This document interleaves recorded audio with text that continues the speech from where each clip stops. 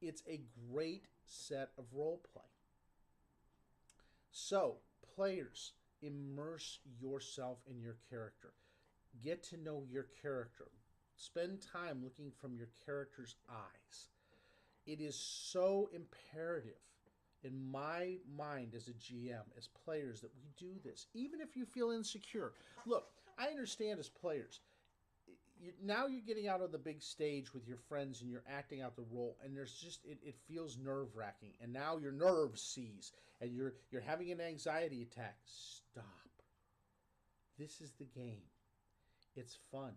You get to be what you want to be as a character. You get to play something that you normally may never get to do in your real life. Have fun with it. Become the character for a little while. You know the difference between the two. Look, role play is that. It's role play. It doesn't mean we become them for real. It doesn't mean we live our life as them. It just means we take a little bit of time out of our life to act and have fun and enjoy the role that we choose. Instead of being casted into a role, you get to cast yourself into this role. That's the fun part of it. Enjoy it. Play it. Do the, I love the la la la la singing and all that. Do it. Have fun. Even if it's off key, even if it sounds silly, even if everybody at the table's laughing, you guys are having a great time. Be your characters. Quit saying, my character's going to do this. I'm going to challenge my group on that. It is time that when we get into this, that we are our characters and that we are what we are. And instead of saying Painman does this, I'm doing this, I'm doing that, I'm making a perception check. It's so much better when you use the present tense. So that's the first thing I would say. Second, also like it. Develop mannerisms, speech, accent, all the different things that go along with your character. So if you want to be Varishan, then be Varishan and speak like a Varishan. Don't talk otherwise. Talk in the Varishan accent. Because this is important for roleplay. Yeah? Yeah. Have fun with it, folks. I can't do all my accents great. Some of them sound very similar. I don't care. I'm having fun. So if I want to be a Taldoran, I can be a High Taldoran.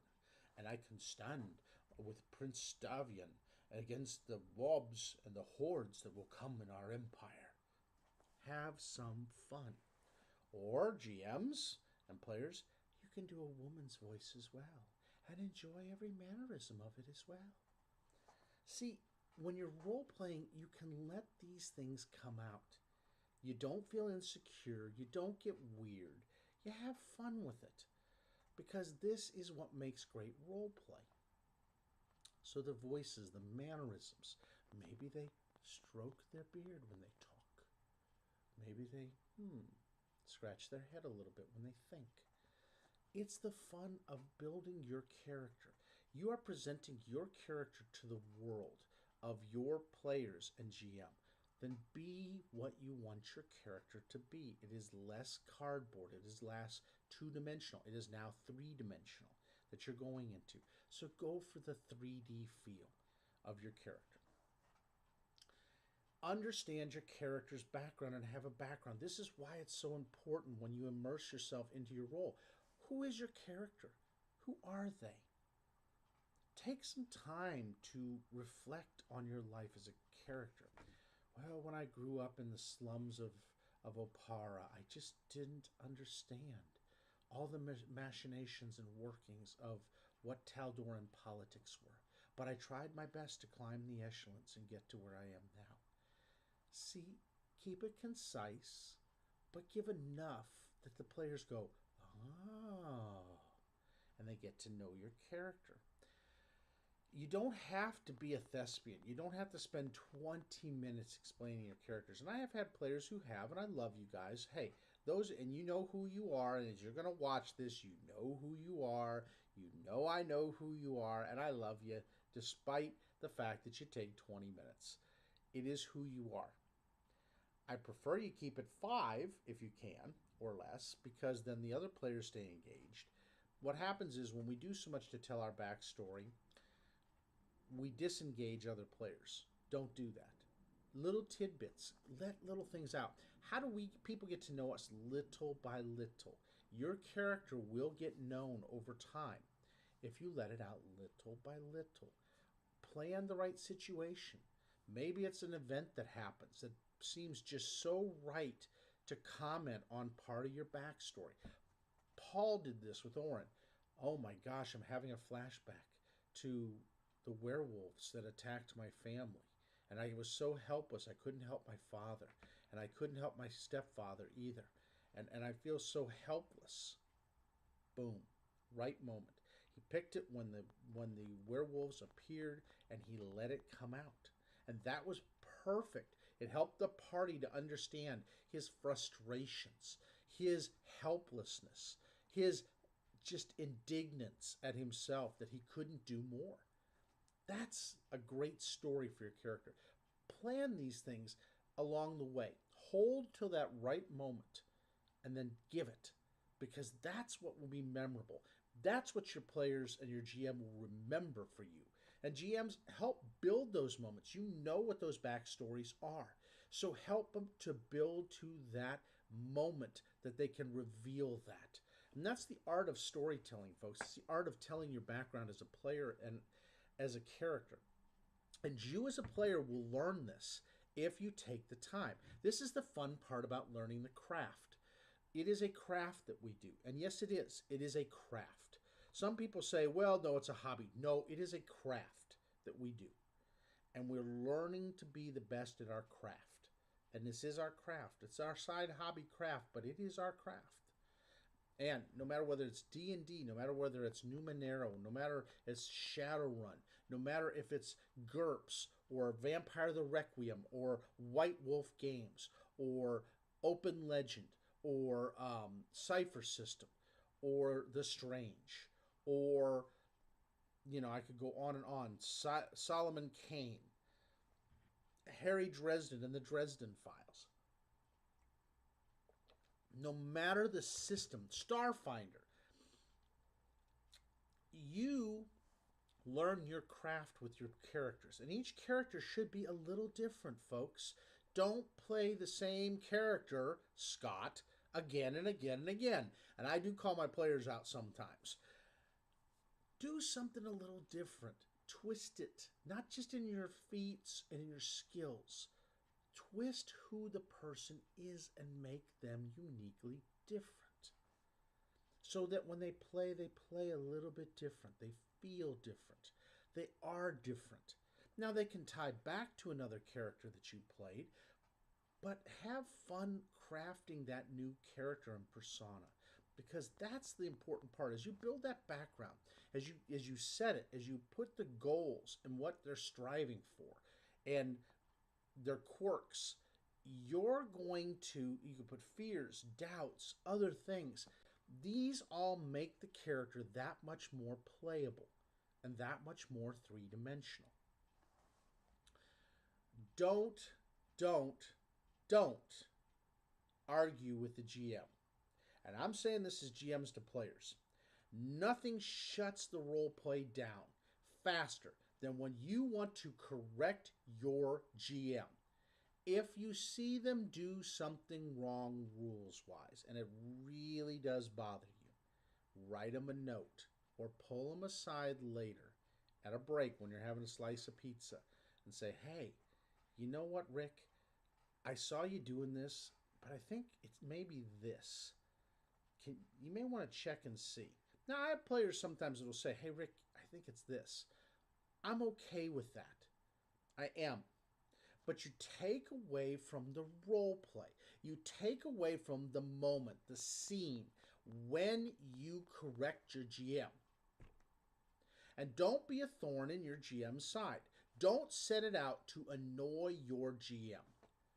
You are only destroying the role play of the game by doing it. If you don't like your GM, go find another group. If GM, if you don't appreciate your player, ask them to move on. Look, there are times that players of mine will rub me wrong, but I've never wanted to kick them out of the group. Okay? Well, okay. Not true. There were two in my life that I wanted to kick out of my group. And that's because they knew who they were, they knew what they were doing, and they were trying to be an annoyance at all times.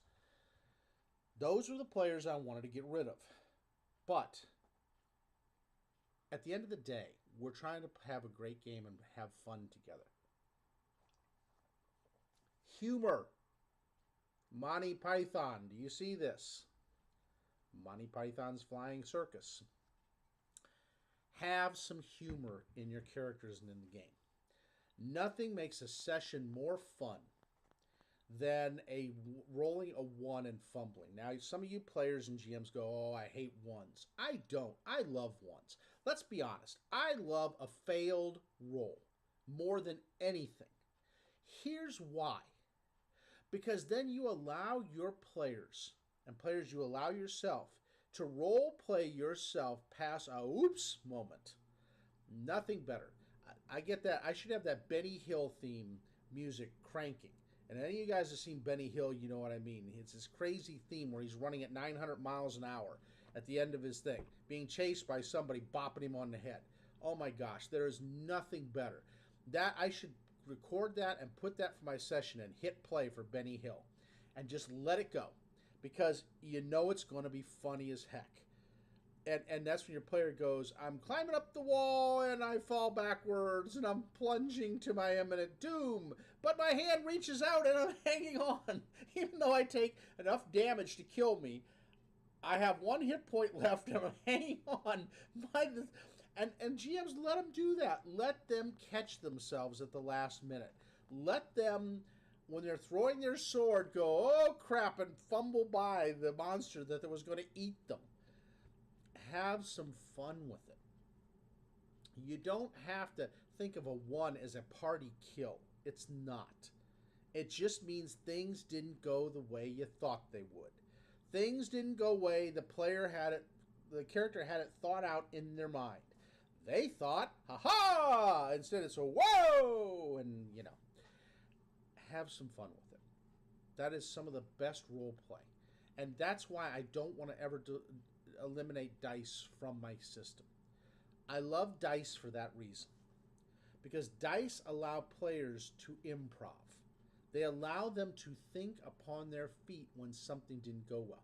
If all you are is telling a story and they go, I do this, and you as Jim go, okay, that sounds great. Well, then I take you this path. It's like, I don't know, choose your path. And everything's always going to work out perfectly. When in God's name in any movie has everything worked out perfectly? Want me to give you a perfect example of great improv? Rocket Raccoon sitting and telling the group what's going to happen and all their plans and what's going to happen. He says, Groot, you're going to go grab the batteries and this and that and this. And I love watching Groot wander off as Rocket Raccoon continues to tell what they're going to do in their plan. And he goes and grabs the battery, and then whoop, whoop, whoop. Well, I guess the plan's implementing very quickly. There was just a look on Rocket Raccoon's face and everyone else's as Groot grabs that thing, and the alarm sound was just epic. That was Groot rolling a 1, and then yet succeeding in going and doing it. He rolled a 1 on his timing, but it still came together, even though it was all over the place. That's why rolls are so fun. That's why fumbles and the plan going not as planned. And I love okay, Groot, here's what you do. You don't push this button. I am Groot. This one is one you are going to, I am Groot. So what are you going to do?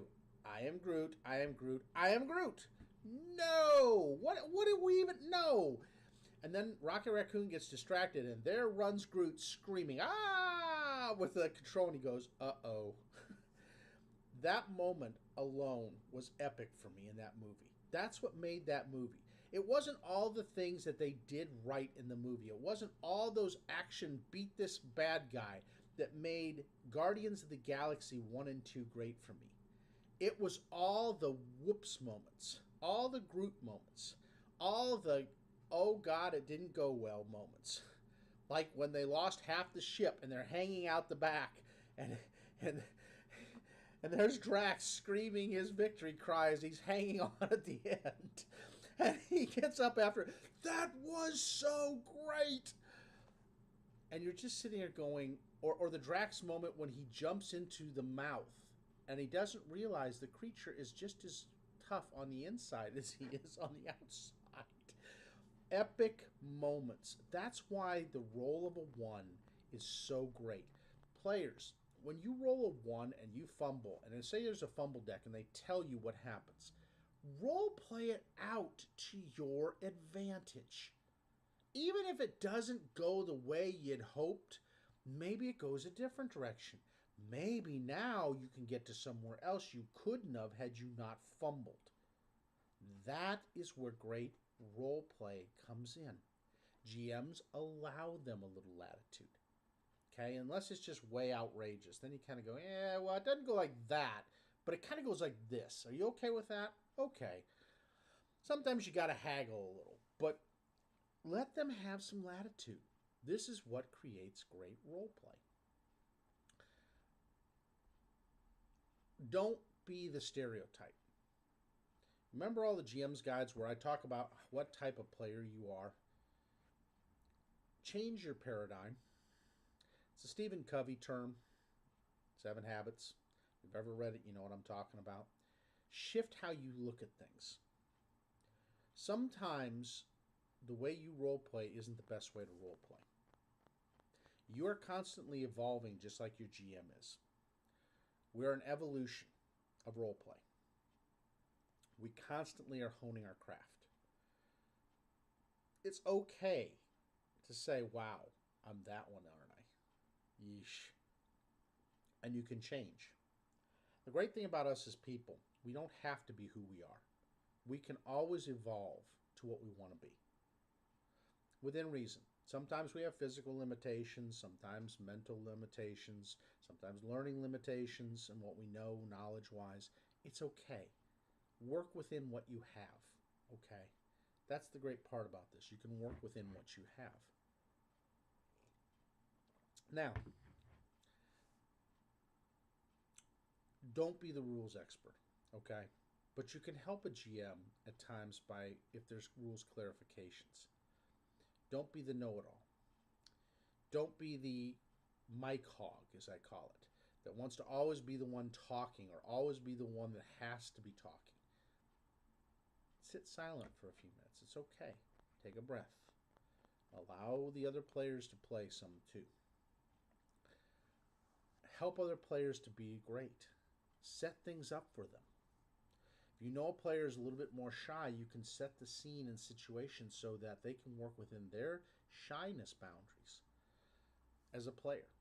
That's the great thing about a group. We can come together and enhance each other instead of rub each other wrong. We can work together to make this a better situation. And GMs can often help facilitate this, so work with the GM too. The GM can help you with this. That's the great part about this. You can have a great session by taking the time to help other players to role play better. That doesn't mean telling them what to do. It just means set the scene, help them, put them in a situation that needs their skills or needs their craft set or needs their type of uniqueness. And that is what helps. Look at Ocean's 11, 12, and 13. I love the Ocean's movies because what Clooney did and what Damon did is put the people in their best situation. And you know, they helped them to be their best. Brad Pitt did that too. He was a facilitator. He helped those different elements of the Ocean's team to really do well. That's the way a party works well within itself, is helping each other. So take some, things out of these movies there's some great things with it. And at the end of the day, if you're talking about the session and laughing afterwards and having a good time, it has been a great session of role play. I'm giving you some little tips here. Now, there's so much more, okay? I could spend 3 hours on this. I'm giving you 25 minutes of what I think are the most important. I hope it helps you, and I hope it helps you to be a better role player. Watch the video a few times. Watch a few of my sessions if you want up there on the Reign of Winter. Watch some other groups and how they interact and play together. Look at groups like Critical Role, and you can have that dynamic when you feel comfortable with each other. And when you let each other shine, you really can allow great role play. And part of it is really knowing your character. I mean, at the end of the day, know what your character is capable of, not capable of, and work with the fact of what they aren't capable of and make it stronger. All right, folks, thanks again for tuning in. Love you guys. Again, we're going to see more evolutions come the first of the year. I'm going to change things a little bit, maybe. Throw in some other people. Maybe if you want to do a session with me where we sit down, I'd love to have any of you. You don't have to be a big name in the industry. Let's sit down and collaborate and have a session where we're talking back and forth. We're talking on a topic. I love that. I think for people, sometimes two heads are better than one. And it makes it much more fun and entertaining. Again, thanks. Have a great week.